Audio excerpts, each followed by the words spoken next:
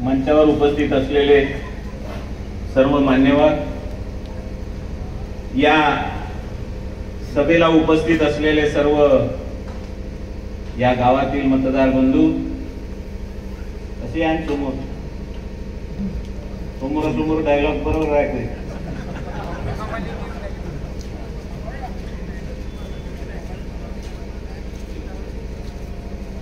या निवडणुकीची आभार सभा उशिरा काऊन, काही वक्त्यांनी म्हटलं का सावराला वेळ लागला, नाही फाटतच नाही, सावरण्याचा संबंधच नाही. पूर्ण वेळ का पूर्ण आयुष्य का तुम्हालाच देऊ का? बायको पुरायला नाही देऊ. इलेक्शन झालं, फिरायला गेलो, तो जो आहे ना म्हणजे तिकडून 15-20 दिवसांना आलो, पुन्हा मुंबईला काम होतं तिथं गेलो, तिथून पुन्हा आलो तर पुन्हा माझ्या लहान भावाचा दिवकाकाच्या पोराचा 50शीचा वाढदिवस होता, पुन्हा मुंबईला गेलो. कुटुंबाच्या इथचं लग्न होतं म्हणून राजस्थान मध्ये गेलो, तिथून वापस आलो. मी सतत 2 ते 2.5 महिन्यापासून बाहेर फिरून राहिलो, म्हणून सभा उशिरा घेतली. आणि जेव्हा घेत होतो तेव्हा काही ना काही तारखा, काही ना काही अडचणी येत होत्या, म्हणून त्या तारखा टळत गेल्या. आताही रविवारची ठेवली होती, हिंदुस्थान पाकिस्तानची मॅच आहे म्हणे, म्हणून नाही ठेवली, म्हणून आधी ठेवली, म्हणून खरा वेळ झाला. हे बरोबर आहे का वर्गणी केल्यावरच सभा ठरली, आणि इतकाही वेळ नाही लागला, 2-2.5 महिने वर्गणी करायला. वर्गणी आपली 2-4-5 दिवसातच होते. आपल्याला देणारे दान करणारे पुष्कळ जण आहे, कारण त्याला माहित आहे हे लोकांसाठी लढते, लोकांसाठी झटते, लोकांसाठी आंदोलन करते, लोकांसाठी आवाज उचलते, म्हणून लोक सुद्धा आपल्या स्वखुशीनं, राजी खुशीनं, आनंदानं आपल्या खिशात हात टाकून आपल्या या आंदोलनाला किंवा सभेला वर्गणी देते. त्याच्यानंतर आपले कार्यक्रम होते. सगळ्यात महत्वाची गोष्ट या इलेक्शन मध्ये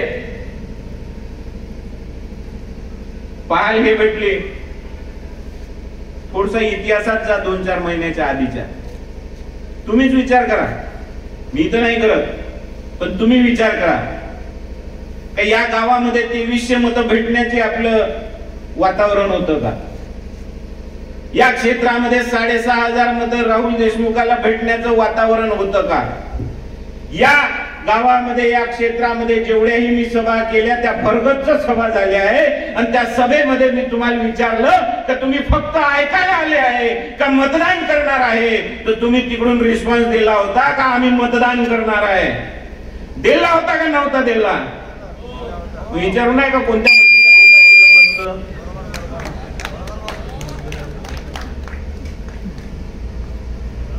वातावरण जर चरण ठाकूरच्या विरोधात होतं, ज्या काही गावखेड्यात आम्ही फिरत होतो, जो कोणी मतदार भेटत होता, त्याचं म्हणणं सगळ्यात पहिले हे होतं का काही हो, ठाकूर नाही पाहिजे.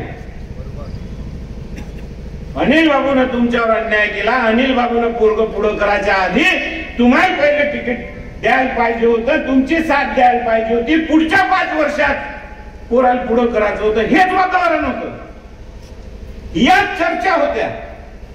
मग या चर्चाचा रिझल्ट आहे का? आहे का नाही आहे? मी अनेक भाषणामध्ये आपल्या आकडे सुद्धा सांगितले का एकाशी एक अनिल देशमुखासोबत फाईट होती मागच्या इलेक्शन मध्ये, चरण ठाकूर आणि अनिल देशमुख. तर अनिल देशमुखाचे 30,000 मतं वाढले, ते आपल्यामुळे वाढले.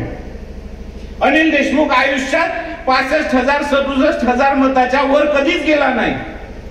आणि तुम्ही कमजोर नका समजू, अनिल देशमुखाला कोणत्याही परिस्थितीमध्ये 65,000पेक्षा कमी मतं भेटत नाही, हे बोललो होतो. फक्त त्याचं पोरग जर उभं राहील तर त्याचे मतं कमी होईल, तर तो 60,000पर्यंत येईल. बोललो होतो का नव्हतं बोललो? मग 60,000पर्यंत येईल म्हटलं होतं, तर आजही त्याचे मतं पाहिले तर 65,000 आहे. तेही काहून नाही मी नंतर सांगेन. आणि त्याला 60,000 भेटायला पाहिजे. आणि एकाशी एक निवडणूक असल्यामुळे चरण ठाकूरला 78,000 मतं आहे म्हटलं होतं मी. का ज्याला अनिल देशमुखालाही मत नाही द्यायचं आहे पण पर्याय नव्हता म्हणून त्यानं चरण ठाकूरले मत टाकलं आहे म्हणून याचे 78,000 मत झाले आहे आणि आता अनेक पर्यायाच्या विरोधात लोकांना उपलब्ध आहे एकाशी एक इलेक्शन नाही आहे म्हणून याच्यामध्ये चरणचे 7-8 हजार मत कमी होईल हेही म्हटलं होतं का नव्हतं म्हटलं आम्ही का भोकाटीदाराचं राजकारण करतो तर आम्हाला आकडे समजत नाही का आम्हाला रिस्पॉन्स समजत नाही का लोकांच्या मनात काय आहे ते समजत नाही आणि याला 70,000 मत भेटणार होते हे परिस्थिती होती परिस्थिती अशी होती का मी निवडून येतो हे मलाच लागते पण मला माहित होतं मी निवडून नाही येणार आहे पण मी 30-40,000 मत घेईन याची मला गॅरंटी होती हे झालं का मी ज्याचे आकडे सांगितले त्याच्या बरोबर निघाले मी अनिल देशमुखाच्या पोराचं सांगितलं ते बरोबर निघालं मी जिचकारच्या पोराचं सांगितलं ते बरोबर निघालं बाकीच्या पक्षातले अपक्ष आणि बाकीच्या पक्षाचे स्वतंत्र उमेदवार जेवढे होते त्याला 500,000 मतं भेटून तेही सांगितलं होतं 500,000 निपटणार आहे म्हणून 10-15 हजारात जिचकार निपटणार आहे सांगितलं साऱ्याचं आकलन मला समजतं मास नाही समजत का मग 3 नंबरच्या आपण जर कॅन्डिडेट होतो 3 नंबरवरच आपण राहणार होतो याही परिस्थितीमध्ये 60 त्याला भेटले असते 70 त्याला भेटले असते 40 मला भेटले असते तरी तोच निवडून येणार हे परिस्थिती होती आणि हेच परिस्थिती होती आठवते का जुना काळ 2002चं इलेक्शन नगरपालिकेचं आम्ही राजकारणात आलो नव्हतो आणि वीरेंद्र देशमुख 2000 साली वारले होते नुसत्या वीरेंद्र देशमुखाच्या नावावर बॅनर लावून या गावामध्ये पॅनल लढलं तर 6 उमेदवार निवडून आले होते 7 जण फक्त नावावर तेव्हापासून आजपर्यंत इतके कमी मत कधीच भेटले नाही लाडकी बहीण योजना आली त्यानं खूपच चमत्कार केला म्हणते अनेक फाटक्या लोकांना नोकऱ्या दिल्या त्याच्या बायकांना लाडक्या बहिणीला दिले का वीरेंद्र बाबूच्या पोराला दिले अनेक लोकांनी टपऱ्यावर बसवले त्याच्या बायकाईनं त्याच्या बहिणीनं त्याच्या पोरीनं लाडक्या बहिणीला दिले का मला दिले सगळ्यात मोठा प्रश्न हा उपस्थित होते का ज्याला आपण मतदान करतो ज्याला आपण निवडून देतो आणि तो जर निवडून आला हे कानावर कळते तर आपला उत्साह बाहेर निघते आणि आपला उत्साह बाहेर निघून आपण रस्त्यावर जल्लोष करण्यासाठी निघतो चरण ठाकूरचा जल्लोष करायला किती लोक रस्त्यावर होते याचं मला उत्तर द्या मी व्हिडिओ रेकॉर्डिंग पाहिलं आहे त्याचं लोक म्हणे 250 होते पण मला 25-30 दिसले दमानीच्या घरासमोर दमानी वरतून फुलं टाकत होता हा जल्लोष निघत असते जो राजकारणातून संपला पाहिजे जो पडत नाही असं पूर्ण आशीर्वाद देवाचा घेऊन आला आहे म्हणे अनिल देशमुख त्याला पाळाचं वचन घेऊन मी राजकारणात आलो ज्यांना माझ्या बापाला त्रास दिला त्याला इथं राजकारणात मी पराभूत केल्याशिवाय माग हटणार नाही तर त्याला एक वेळा पराभूतही केलं पण त्याच्यानंतर परिस्थिती हे आली का हे स्टेशनावरचं चोट्ट नाही निवडून आलं पाहिजे म्हणून आम्ही त्याची आघाडी असल्यामुळे त्या अनिल देशमुखाची साथ दिली मी तुम्हाला त्याला मत टाका म्हटलं पण मी जेव्हा बटन दाबायला गेलो तो 5 मिनिटं मी स्तब्ध राहिलो का याले बाहेर कसा मत टाकू म्हणून हे सत्य परिस्थिती आहे मी शॉक होतो का मी याचं बटन कसं दाबू ज्यानं माझ्या बापाला इतकं दुखवलं मनावर गोटा ठेवला आणि बटन दाबलं आणि इतका ज्याचा मी राग करतो तो माणूस जेव्हा निवडून आला माझ्यात आनंद सामावला नाही अनिल देशमुखाची आनंद सामावला नाही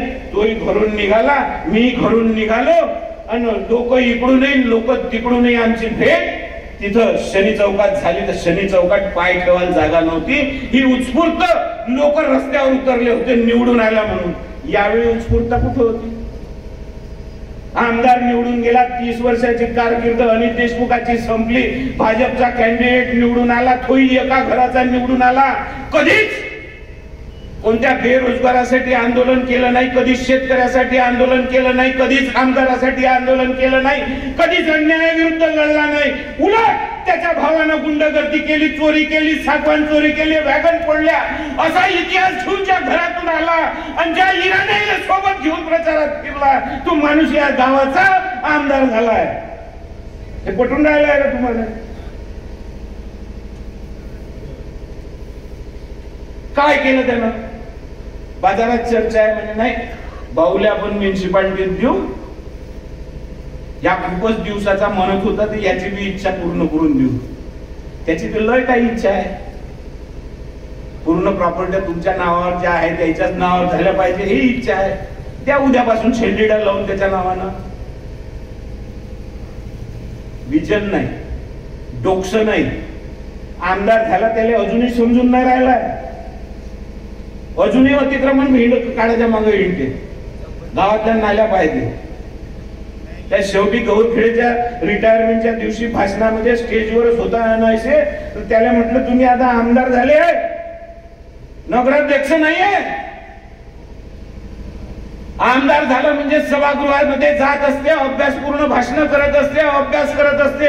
ज्यानं 4थीच नापास आहे त्याला अभ्यासच नाहीये, या देशाचा इतिहास ज्याला माहित नाहीये तो काय चर्चा करणार आहे? म्हटलं त्या सभागृहामध्ये जाण तर बेरोजगारीच्या विषयावर चर्चा करा, महिला सक्षमीकरणावर चर्चा करा. इथं इंडस्ट्रियलायझेशन झालं पाहिजे, इथे इंडस्ट्रीज आल्या पाहिजे, बेरोजगार युवकांना रोजगार मिळाला पाहिजे त्याच्यावर चर्चा करा. हे अतिक्रमण काढणं, नाल्या गेल्या साफ करायला आता आम्हाला राहू द्या म्हटलं. आम्ही बरे जाऊ नाल्या साफ करण्यात. जिंदगी गेली माझ्या बापाची माही जाईल. कारण त्याचंही शिक्षण कमी होतं M.Com, माझी शिक्षण कमी आहे LLB. तुम्हाला पाहिजे 4थी पास. कॅरेक्टरनं ढिले पाहिजे. 65व्या वर्षी लग्न केलं म्हणजे तुम्हाला खूपच आवडते. मी काय रिझल्ट दिला आपण, तुम्ही जर दिला असेल तर कमाल आहे मग तुमची. मी तुम्हाला एक स्पष्ट सांगतो का या गावाचा हा कौल नाही. जर या गावानं हा कौल दिला असता किंवा या क्षेत्रानं हा कौल दिला असता तर जल्लोष राहिला असता. 2012 मध्ये इलेक्शन झालं, माझी नगरपालिकेमध्ये सत्ता निवडून आली. आठवते का ते दिवस? मी फक्त चरण ठाकूरची टीम पाडून निवडून आलो होतो. माझी टीम घेऊन रस्त्यावर 15,000 लोक होते. जैन मंदिरापाशी एक टोक होतं तर दुसरं टोक बस स्टँडवर होतं. हे लोकांची भावना बाहेर निघत असते. ते निघाली का? म्हणजेच ईव्हीएम मध्ये घोळ आहे. म्हणजेच लोकांच्या मनाच्या विरुद्ध निकाल आला आहे. लोकांची उत्स्फूर्ती निघाली नाही बाहेर, म्हणजे लोकांना त्याला मत नाही दिलं आहे. इथं आला स्टेजवर, आभार सभा घेतली, 150 लोक होते म्हणते. ना फोटोही पाहिले. कठाण्याही बोलला म्हणते त्याच्यावर, लोक नाही आहे त्याच्यावर. आणि ह्याही बोलला. तर तुम्ही इथे सभेला लोक कमी आहे म्हणून असं नका समजू. भलतच काही डोक्यात आणू नका का काही गडबड आहे. त्याचे वाक्य आहे, लोकांनी त्यांच्या मनातला चांगला आमदार निवडून दिलाय म्हणून ते निश्चिंत घरी झोपले आहे.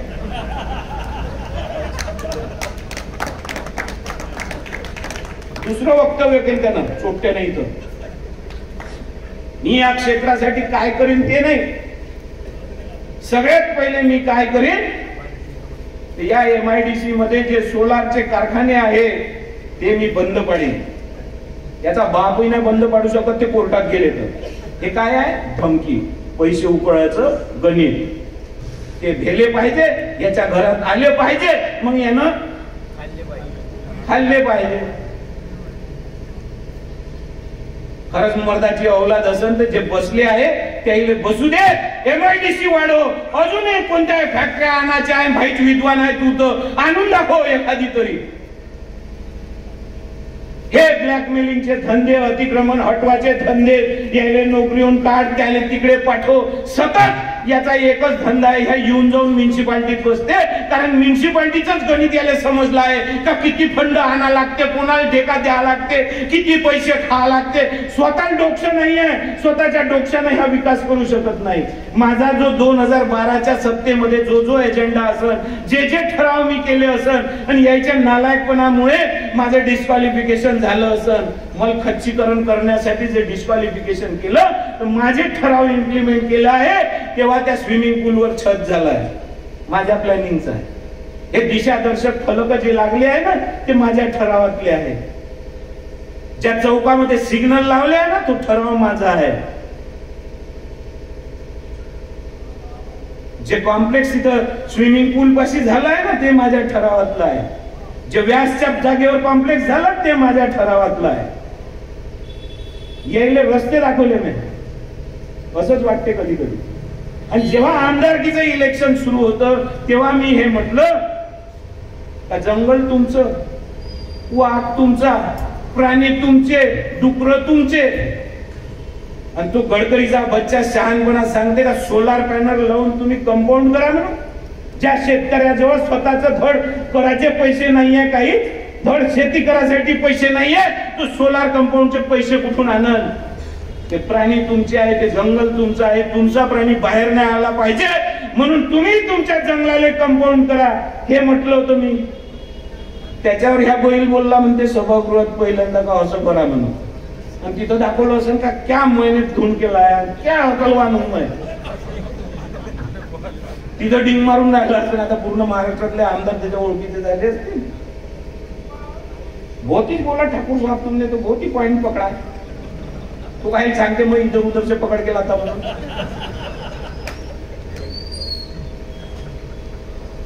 हे परिस्थिती या क्षेत्राची आहे. ज्या झोपडपट्ट्यामध्ये पट्टे, मालकी हक्काचे पट्टे देण्यात सगळं श्रेय आम्हालाच जाते. भांडणं सुद्धा केले आहे मी डेप्युटी सीएम आणि सीएम सोबत त्या स्विमिंग पूलच्या समोरच्या कार्यक्रमामध्ये. तर माझ्या बापानच जागा नसत्या दिल्या तर तुला पट्टे कायचे वाटले असते. पट्टे दिले पाहिजे मालकी हक्काचे, याचं आंदोलनच राहुल देशमुखांनी सुरू केलं. पट्टे भेटले पाहिजे हे सगळ्यात पहिलं म्हणणं माझंच होतं. आणि त्याच्यानंतर पट्ट्याचं प्रोसेस सुरू झाली. आम्ही सीओ सोबत भांडलो तेव्हापासून.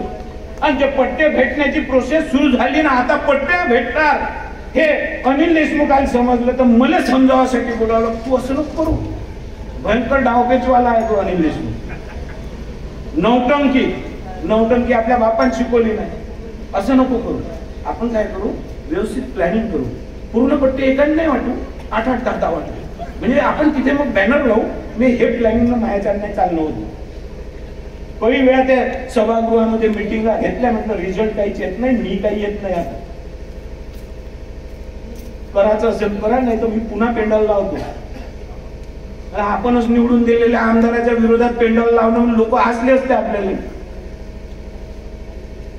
हे नौटंकी करण्यात याचं पूर्ण आयुष्य गेलं. ते नौटंकी अंगावर येऊन बसली.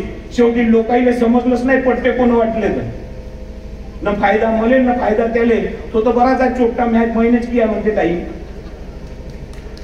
आता व्यापाऱ्याची त्यानं मीटिंग घेतली, त्याला सांगितलं का ज्याच्या लीज नाही होऊन राहिले ना रिन्युअल त्याचं मी करून देईन. आता मी आमदार झालो आहे. मला हे मी सत्तू दमानीची आई वारली तर त्याच्या घरी गेलो होतो सांत्वना भेट म्हणून, त्याच्याशी बोलत होतो. त्यांनी सांगितलं का अभि वो पटना अपना लीज का हो जाएगा. मी म्हटलं माझ्या एका प्रश्नाचं उत्तर दे, लीज थांबली कोणाची आहे? कोणाचीच नाही. मी ह्या नोटंकी करून राहिला. म्हटलं त्याच्या फसता तुम्ही. तुमची नाही थांबली आहे तर तुम्ही मिटिंगला गेले का? कोणाचीच जर लीज नाही थांबली आहे ऍज ऑफ राईट त्याचं रिन्युअल होणार आहे. नाही रिन्युअल शो न केलं त्याच्या विरोधात कोर्टात जाता येते. याचे कायचे नाटक होय? ह्या खोटं नाटक बोलल्यानंतर तुम्ही ऐकाल का? हे असे खोट्या नाट्या माणसाईसारखं राजकारण मला करता येत नाही. तुम्हाला नसन पाहिजे तर मला काही आग्रह नाही. मीच उभा राहिलो पाहिजे. खूपच विद्वान आहो बा मी, तर मला मत द्या म्हणून. तुम्हाला जो विद्वान वाटत असेल त्याला द्या. अनिल देशमुख चिकना साजरा पाहून 30 वर्ष दिला त्याच्या पोट्ट्याला द्या. हेही विद्वान आहे. तुम्हाला एक गोष्ट लक्षात आली का या काउंटिंग मध्ये? काउंटिंग मध्ये फाईट फक्त दोघांचीच होती, राष्ट्रवादी आणि भाजप. हे कोण ठेवली होती? राष्ट्रवादी आणि भाजपची जर खरंच या क्षेत्रामध्ये फाईट होती, आपण ऍबसेंट होतो. आपण तर लढाई लढून राहिलो होतो, आपल्या सभाई गाजून राहिल्या होत्या, आपला रिस्पॉन्सही जास्त होता. नाही निवडून येण्याचे पण काही तुलनात्मक मत घेण्याची आपल्यात ताकद होती. ठाकूर खूप खुश होते, आठवते? मी उभा झालो होतो, या विभाजनकरण महाजमन आठवते का? मग हे ठाकूर खुश होते आणि मी विभाजन करण म्हणून, आणि रिझल्ट जर पाहिला तर मी आता विभाजनच नाही केलं, महा डिपॉझिटही नाही निघाला. हे एक्सपेक्टेड होतं का? विपरीत घडलाय. मी आता ज्या वार्डात, ज्या प्रभागात मी उभं होतो, जिथं मी 3000 मताच्या लीडनं निवडून आलो, 4500 मतं होते मला. प्रभाग कुठून होता? गळपुऱ्यावरून मेस्को मातेपर्यंत, लेंडी नदीपर्यंत. या पूर्ण प्रभागात 4500 मतं होते एकट्याने मले. 3000 मतांनी निवडून आलो होतो, 3500 मतांनी. समोरच्याला 900च होते. या प्रभागामध्ये या इलेक्शनच्या वेळी परिस्थिती हे होती का तिथून इथपर्यंत एकही विरोधक नव्हता माझ्या विरोधात, एकही नाही. तुम्ही म्हणाल तर नाव घेऊन सांगतो. शत्रुघ्न राऊतची इच्छा होती का मी पडलो पाहिजे म्हणून? दिसला का माझ्या विरुद्ध जास्त प्रचार करताना? अनुप राऊत दिसला का? पिंटू देशमुखनं जरी प्रचार त्याचा केला असेल तरी इथं दिसला का? याच्या एकच होतं हे लेड, ज्याला मेंबर केलं होतं आपण.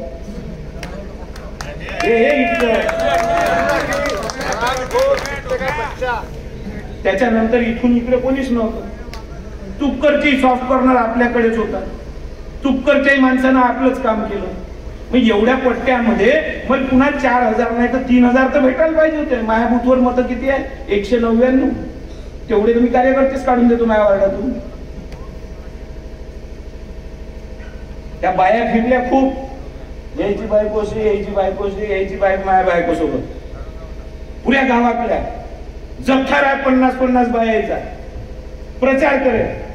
मग मला माझ्या बूथवर 199 मतं असेल, माझ्या बायकोचं ज्या बूथवर नाव आहे तिथे 149 मतं असेल, तर मी आता शंका नाही करून माझ्या बायकोनी मत नाही दिलं का मला म्हणून? काहून नाही शंका येणार ईव्हीएम? तर अजून एक तुम्हाला गोष्ट सांग, ईव्हीएम हॅक नाही होत असं छाती ठोकून दावा करते कोण? Election commission. Election commission engineer आहे, सॉफ्टवेअर इंजिनियर आहे का ते हार्डवेअर इंजिनियर आहे? काहीच नाही समजत, काहीच नाही. काय नाही हॅक होऊ शकत. माझ्या या फोनला कनेक्टिव्हिटी आहे. या कनेक्टिव्हिटी असल्यामुळे याच्यामध्ये वायफायची कनेक्टिव्हिटी आहे, याच्यात ब्लूटूथची कनेक्टिव्हिटी आहे, याच्यात जीपीएस ची कनेक्टिव्हिटी आहे. पण ईव्हीएम मध्ये या सगळे पार्ट नसल्यामुळे त्याला एक कनेक्टिव्हिटी असण्याचं काही कारण नाही. त्याच्यामुळे त्याच्यामध्ये बदल होऊ शकत नाही असं इलेक्शन कमिशन सांगतं. काऊन नाही होऊ शकत? ज्या देशामध्ये भाड्यानं माणसं भेटते, जालियनवाला बाग मध्ये आपल्याच माणसाईवर गोळीबार करायसाठी हेच हिंदुस्थानी पगार भेटते म्हणून इंग्रजांची चाकरी करते, त्या देशामध्ये ईव्हीएम हॅक करायसाठी ज्या कंपनीला मॅन्युफॅक्चरिंगचा ठेका दिला आहे, त्याला ज्या गोमा माहित आहे, त्याला जर पैसे दिले तर पहिलेच ते तिथे सेटिंग नाही करणार का? पैसा काय नाही करत या देशात, करणार नाही का?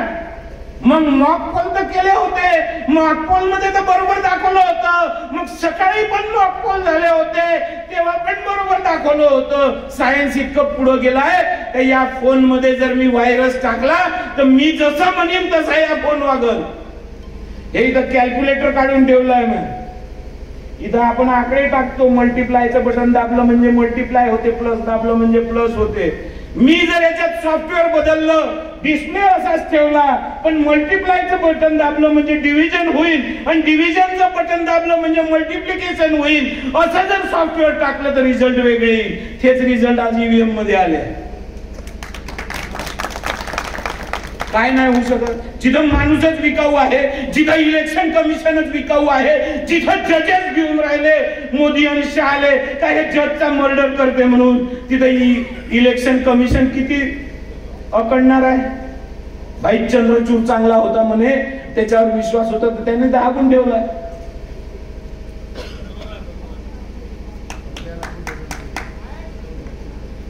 कोणावर विश्वास ठेवता? बाबासाहेबाचा उदो उदो करते, बाबासाहेबाचं नाव घेते, लाजा वाटत नाही रे बाबासाहेबाची लोकशाही मारताना? हे लोकशाही आहे का? तुम्ही जिथं मॅन्युफॅक्चरिंग करता तिथूनच प्रोग्राम होऊ शकते, टाइम टू टाइम प्रोग्राम होऊ शकते चिप मध्ये. का 2 दिवस आधी जेव्हा ईव्हीएम चेक होते ना पॅक होते त्यावेळी करेक्ट दाखवायचं. ज्यावेळी वोटिंगचा दिवस उघडते त्यावेळी सकाळी 7 ते 8 पर्यंत जेव्हा मॉकपोल होते तेव्हाचा प्रोग्राम सेट करायचा का जे दाबन तेच दाखवायचं. आणि त्याच्यानंतरही सेटिंग होऊ शकते का वोटिंग मध्ये जो तिसरा रेस मध्ये असेल त्याचं डिव्हिजन इतक्या % मध्ये चरणकडे होईल आणि इतक्या % मध्ये सलीलकडे होईल. साऱ्याचे आकडे मी सांगून राहिलो त्याचे बरोबर आले, मान चरणचाच काऊन बिघडलाय? म्हणजे घोटाळा आहे. दोघांचे जर आकडे बिघडले आहे आणि कोणालाच वाटत नव्हता चरण निवडून येईल, मला वाटत होता चरण निवडून येईल, पण 5-10 हजार मत एकदम 1,04,000 मत. एवढा पॉप्युलर आहे का? वीरेंद्र देशमुखापेक्षाही मोठं नाव आहे बाबूलालचं. एवढा आदर्श आहे. आणि असं जर झालं असं तर मी पण आराध्य दैवत मुन्ना ठाकूरला मानी, त्याच्या पाया पडीन आशीर्वाद घेईन. सागवान कसे तोडा लागते, व्याजन कसे फोडा लागते, आंदोलन कसे नाही करावं लागते, दाटपट कशी करावं लागते, व्याजाना पैसे कसे द्यावं लागते, व्याजाच्या पैशातून आपल्या इमारती कशा उभ्या करायच्या, त्या इमारतीमधून आपली कमाई कशी करायची. मग याच्यावर जर गाज येत असेल तर आपण राजकारणाची साथ कशी धरायची, त्या राजकारणाची साथ धरून आपण पैसे वाटून निवडून कसं याचं, निवडून आल्यावर पुन्हा शेण कसं खायचं, पुन्हा प्रॉपर्टी कशी बनवायची आणि एक दिवस आमदार कसं व्हायचं. त्याचं तर पाय धुवून तीर्थ केलं पाहिजे, इतकं जर गुढ शिकवले आहे ते. असे माणसं जर निवडून येत असेल. अनेक लग्न आहेत, अनेक कार्यक्रम आहेत मी पाहिला आहे. तुम्ही पण बारीक नजरेनं पहा. जिथं चरण राहीन, जिथं मी राहीन आणि अनिल देशमुख राहीन. एकही माणूस चरणशी बोलताना नाही सापडणार. खूप क्वचित. सारी भीड माझ्याकडे नाही तर अनिल बाबूकडे बोलला जाईल. कारण चोराशी बोलणं टाळते माणूस, लाज वाटते दुसऱ्याशी बोलायचं. काही संधी साधू असते ज्याला आपण जिल्हा परिषदे निवडून देतो, पोरी लग्नाच्या होऊन गेल्या पण स्वतःच दुसरं लग्न करायची पाळी येऊन गेली होती. रोखणारा राहुल देशमुख त्यालाही विसरून गद्दारी करून हे त्याचा साथ देत असेल, चोट द्यायचा, सकाळपासून त्याच्या मागे राहत असेल आणि उद्या म्हणत असेल का मला आता तुम्ही या गावाचा नगराध्यक्ष करा तर कराल का तुम्ही? नीच माणसं आहे ज्याचे नेतच पैसे खाण्यात आहे, तुमच्या कामात नाहीये.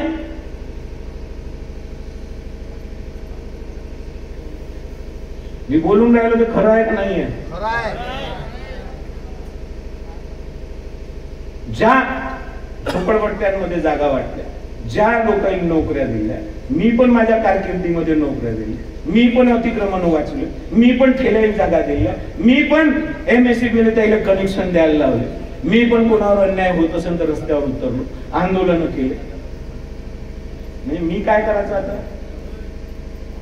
आदर्श घ्यायचा त्याचा स्टेशनावरच्या यायचा, कोणाचंच काम नाही करायचं, कधीच आंदोलन करायचं नाही, प्रचार करायचा, फिरायचं असेल तर इराणी सोबत घेऊन फिरायचं. असं करायचं का?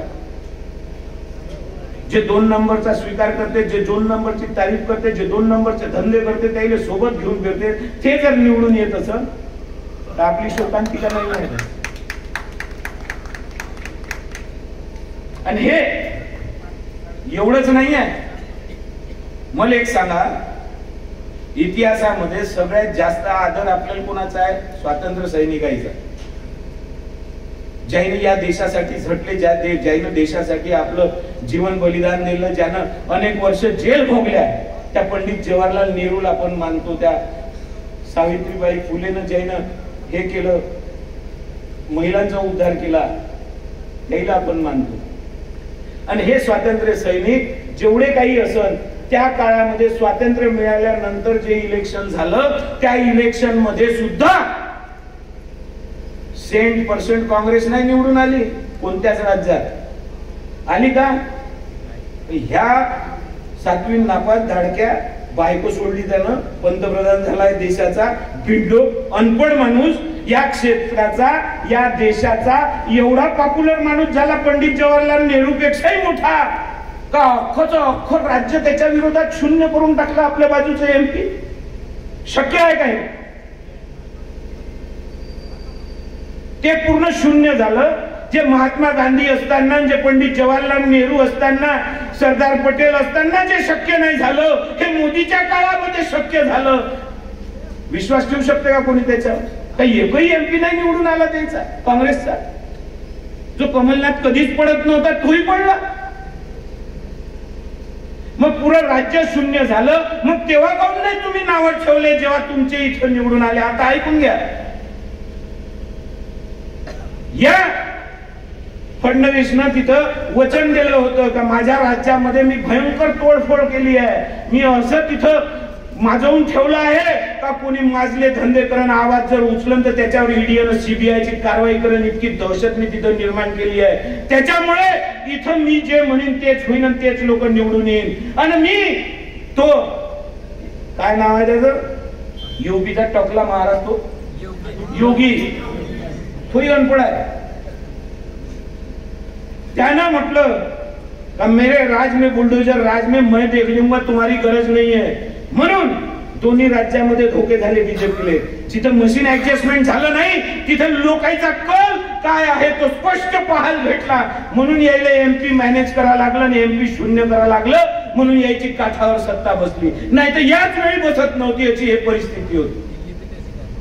ईव्हीएम आणणारे काँग्रेसवाले, ईव्हीएम मध्ये गडबड होते हे काँग्रेसवाल्याला माहित आहे. आणि ईव्हीएम आता त्याच्या हातात आहे, ते करून राहिले. म्हणून राहुल गांधीचे उपाय काय मॅनेज नाही, अख्खा माणूस मॅनेज होते तर ते तर मशीनच होय. झाला का नाही झाला अण्णाभाऊ साठे नगरातला आपला माणूस मॅनेज?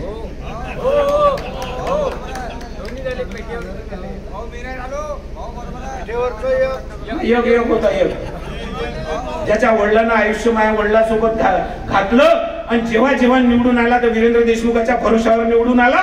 आणि त्याला असं वाटलं का माझ्याच भरोशावर सारं सुरू आहे. आणि जेव्हा वीरेंद्र देशमुखाची साथ सोडली तेव्हापासून एकही वेळा निवडून नाही आला. त्याचं पोरगं म्हणून राहिलं. जे पुरोगामित्व सांगते, जे दलित उद्धाराच्या गोष्टी करते, जे बाबासाहेबांचे विचार सांगते, ते भाजपचं काम करते. त्याचं पोरगं राष्ट्रवादीचं काम करते. कुठं तर गेली विचारधारा तुमची? कुठं गेले विचार? कुठं गेला तुमचा अभ्यास? का सारं काही पैसाच आहे? आणि हे जर खरंच लोकांना घडवलं असतं ना, मी आज राजकारण सोडून दिलं असतं. माझ्या जवानीतले 17 वर्ष घातले मी यायचं काम करण्यात. माझ्या जवानीतलं पूर्ण कमाईचा वेळ मी लोकांच्या कामात घातला. इतका कमाईचा आहो मी, तर मला जर 6 महिने सोडून दिलं तर करोड रुपये छापतो मी. होतेच मी राजकारणात आलो तेव्हा 40 लाख रुपये होते. इथून 17 वर्ष आधी माझ्या. म्हणून प्रॉपर्टीचा धंदा करतो, प्रॉपर्ट्या पलटो करतो म्हणून पैसे. म्हणून दुसऱ्याले पैसे मागायचे नाही, त्याचं शेण खायचं नाही, 2 नंबरचे पैसे कमवायचे नाही. हे बापानं शिकवण दिली, ते इमानदारीनं जगतो. जेव्हा सत्ता होती तेव्हाही जपली आहे. काही जण पेट्या घेऊन आले तर वापस गेले.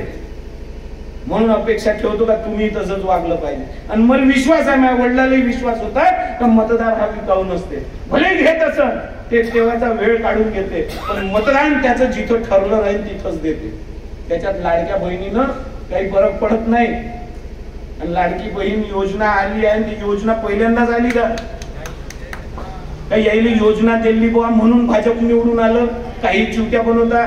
70 वर्ष काँग्रेसवाल्यांनी योजना दिल्या तरी काँग्रेस पडलं का नाही पडलं? आता कुबड्या घेऊनही उभे व्हायची परिस्थिती नाही आहे काँग्रेसची. त्यांनी योजना कमी दिल्या का? इंदिरा आवास, राजू आवास, संजय निराधार, श्रावण बाळ कमी दिल्या का? कायदे कमी दिले का? आपण जरी आंदोलन केले तर देणारे ते होते तेव्हा कामगाराचे कायदे तयार झाले, तेव्हा इंडस्ट्रियलिस्टच्या विरोधात कायदे तयार झाले, तेव्हा शेतकऱ्याच्या हिताचे कायदे तयार झाले. जरी आपण आंदोलन केले, हे ऐकते का? हे तर गाड्या चढवते अंगावर आणि मर्डर करते शेतकऱ्याचा, तरी तेच निवडून येते. म्हणजे काय आहे? इतके मॅड लोक आहे का आपल्या देशात? नाही आहे. सारा ईव्हीएमचा खेळ आहे, सगळा खेळ आहे. हे सगळं समजते टीव्हीवर. कोण कोणाले बेवकूफ बनवून राहिलं, ट्रम्प काय बोलून राहिलं, याला समजून तरी राहिलं का नाही राहिलं, सारं समजते. पण इतक्या लोकांच्या भावना भडकवल्या. देव देवी देवता वगैरे सांगितलं, कुंभमेळा सांगितलं, तिथं आंघोळ करायला जा म्हटलं तर तिथं आंघोळ करायला जाता, तिथं नुसताच त्या पाण्यात कुंभ भरलाय. त्यानं डिक्लेअर केलाय का इथे येऊ नका म्हणून आता. आणि आपल्या इथं संडासाचं पाणी सोडलंय लेंडी नदीत आणि त्या जाम नदीत, तिथं काऊन नाही डुबक्या मारत पाप धुवाले? एवढे पाप करतात काऊन का धुवाले जा लागेल तुम्हाला? आणि पाप हे शरीरात राहते का? पाप हे तुमच्या हातात राहते का? तुमच्या बुद्धीत पाप असते. बुद्धी तयार करते तुम्हाला पाप करण्यासाठी प्रवृत्त. बुद्धी धुणार आहे का तिथं काढून? त्याने डुबकी मारली, त्याने बुद्धी डुबवलीच नाही, त्यानं जो केलं. बुद्धीच नाही ना डुबवून का? या भूलतापात देश ठेवायचा, त्याच्या भावना भडकवायच्या, त्याच्या श्रद्धेच्या भावना भडकवायच्या, कोणाच्या जाती धर्माच्या भावना भडकवायच्या. कधी हे योजना आणली म्हणून आम्ही निवडून आलो असा ओव आणून दाखवायचा टीव्हीच्या मार्फत. हे सगळे स्ट्रॅटेजी आहे. या स्ट्रॅटेजी काँग्रेसने केले आहे आणि काँग्रेस पडली आहे. म्हणून हे काही देवी देवताचे औलाद नाही आहे का? हे पडणारच नाही आहे म्हणून. पण ईव्हीएम मॅनेज आहे म्हणून इथं होऊन नाही राहिलं. मी नगराध्यक्ष असताना एखादा जरी मोर्चा आला तर हात वर फाटे. आपली सत्ता तर नाही जाणार.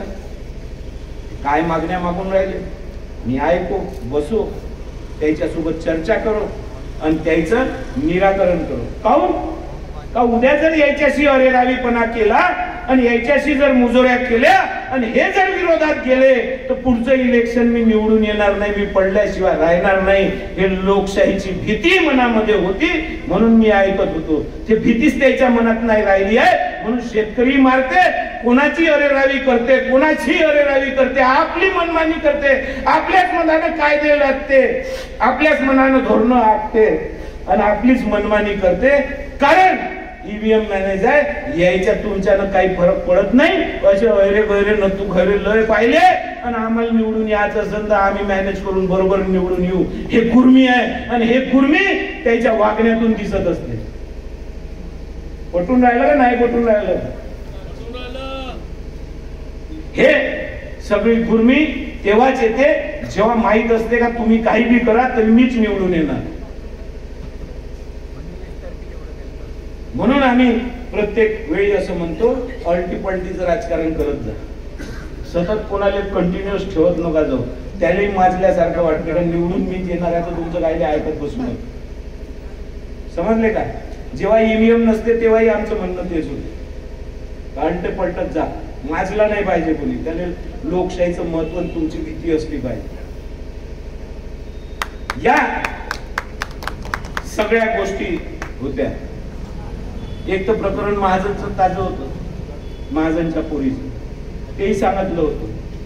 तिचं त्या मालापूरचं प्रकरण होतं, राऊतचं, तेही सांगितलं होतं. अनेक पीडित व्याजाचे या गावामध्ये आहे तेही माहित आहे. तरी ह्याच निवडून असं चित्र होतं का? आणि तुम्ही जर मत नसते दिले ना, ईव्हीएम जर मॅनेज नसती ना आता तर पुन्हा 400 पोलीस आले असते मला धराले. त्यालाही चित्र माहित आहे, त्यालाही वास्तविकता माहित आहे. कारण आम्ही खुफिया करून आकडे घेत राहतो का आपण किती पाण्यात आहोत ते सांगू. ज्या गावात मी आहे त्या शिरसावडीत 190च मत आहे. ज्या गावात मीच 70-75% राहतो सायजापूर आणि कोलंब्यामध्ये, तिथं सुद्धा अर्ध्यापेक्षा कमी आहे. ज्या येनवा सर्कल मधून जिल्हा परिषदचा मेंबर या समीर उमप निवडून आणला, त्याला 9,500 मतं भेटले. अनिल देशमुखाचे 4.5 मायनस केले तरी माये 4 राहते. हे नाही आहे मला 700-800 मत आहे पुऱ्या सर्कल मध्ये. कुठं गेले ते मत, कुठं गेले कार्यकर्ते? बरोबर आहे ना?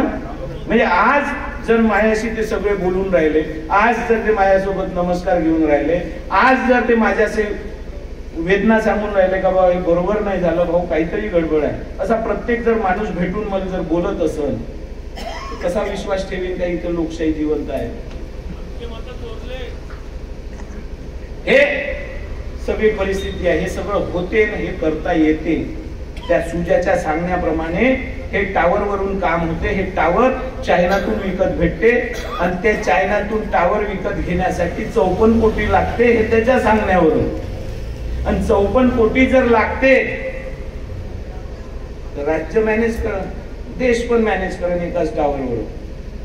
म्युन्सिपाल्टी करेल का 54 कोटी लावून? कोणी नाही. पण म्युन्सिपाल्टी सुद्धा येणाऱ्या काळामध्ये अशी मॅनेज होऊ शकते. त्याला कारण हे आहे, अख्ख्या महाराष्ट्रामध्ये जिल्हा परिषद, पंचायत समित्या, म्युन्सिपाल्ट्या, नगर पंचायत आणि कॉर्पोरेशनचे इलेक्शन ड्यू आहे. सगळेच जर इलेक्शन एकत्र आले तर पूर्ण महाराष्ट्राच्या स्थानिक स्वराज्य संस्था आपल्याच हातात राहिल्या पाहिजे. म्हणून हे पुन्हा टावर विकत घेऊ शकते, मॅनिप्युलेशन करू शकते, एकटा याच्यात साऱ्याचा सफाया करू शकते. हे शक्यता आहे.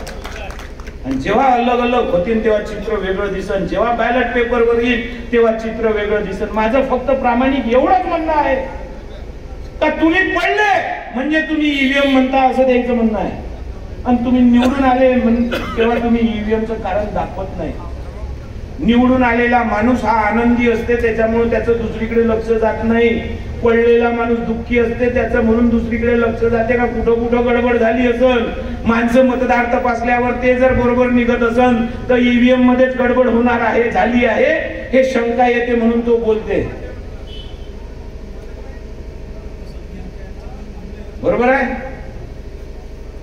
आणि जेव्हा माणसाच्या मनामध्ये शंका आहे, त्या शंकेचं निराकरण, तुम्ही खूपच हरिश्चंद्राची औलाद आणि सत्यवादी आहे, तुम्ही खूपच रामाचे चाहते आणि रामाचे फॉलोअर आहे, तुम्ही खूपच देवधर्म मानणारे आहेत, सनातन विचारसरणीचे आहे. मला तुम्हाला एक चॅलेंज करायचं आहे का ईव्हीएम जर मॅनेज होत नाही हे तुमचं छाती ठोकून म्हणणं आहे तर एक इलेक्शन फक्त बॅलेट पेपरवर घेऊन दाखवा आणि रिझल्ट दाखवा तर तुम्हीच निवडून येता. म्हणून तुम्ही जर बॅलेट पेपरवर निवडून आले, ज्या पद्धतीने आता आले आहे जितक्या सीटा तेवढ्या तुम्ही बॅलेट पेपरवर निवडून आणून दाखवा, तेवढ्याच लीडनं, तर आम्ही म्हणू काही ईव्हीएम वगैरे हॅक होत नाही, बोगस आहे म्हणून. आहे हिंमत द्यायची.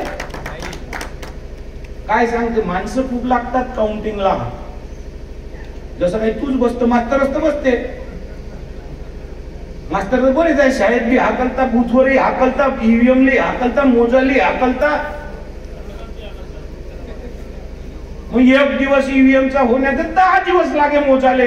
सत्य तर बाहेर, शंकाचं निराकरण तर होईल.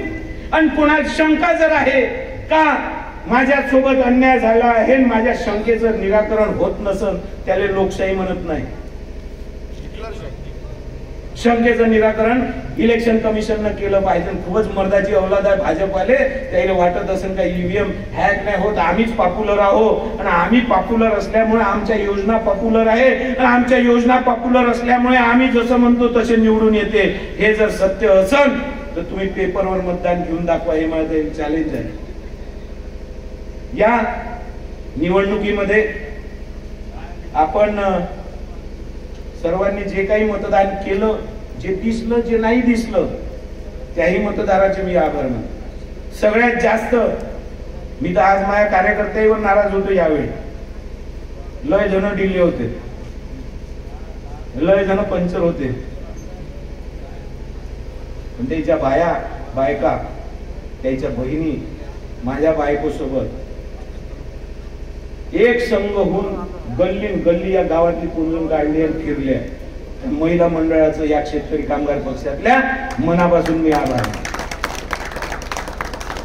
या गावामध्येच नाही, आता माझ्याजवळ काही प्रत्येक ठिकाणी सभा घ्यायला पैसे नाही, म्हणून नरखेडच्या जनतेचं, नरखेड तालुक्याच्या जनतेचं, काटोल तालुक्याच्या जनतेचं सर्वांचा आभार मी या सभेतच मानतो. आणि पुन्हा ही लढाई सुरूच राहील. राहुल देशमुख खचला नाही, राहुल देशमुख हारला नाही. माझ्या बापान शिकवलं आहे, तर आपलं जे दार आहे ते उघडं ठेवायचं. कोणीही दुःखी पीडित आला तरी त्याच्यासाठी रस्त्यावर उतरायचं, ते मी करणार आहे.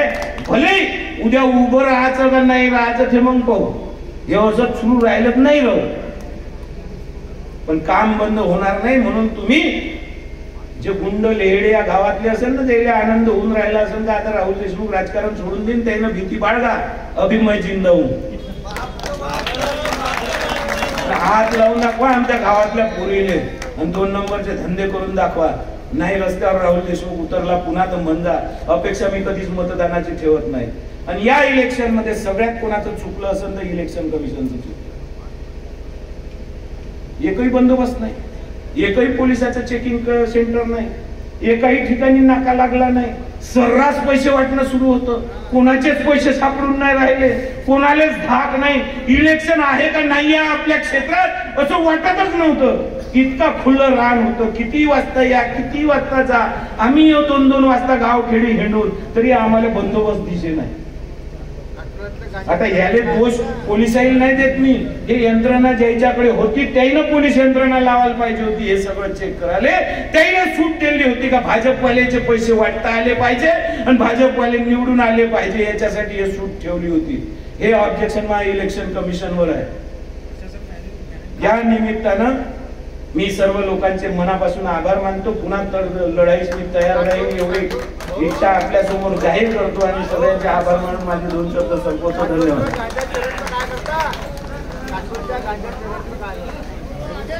धन्यवाद राहुल. या गावातले सर्व मतदारांनी मोठ्या संख्येने उपस्थित झाले त्याबद्दल त्यांचे आभार मानतो. सभा संपली असं जाहीर करतो. जय हिंद, जय महाराष्ट्र.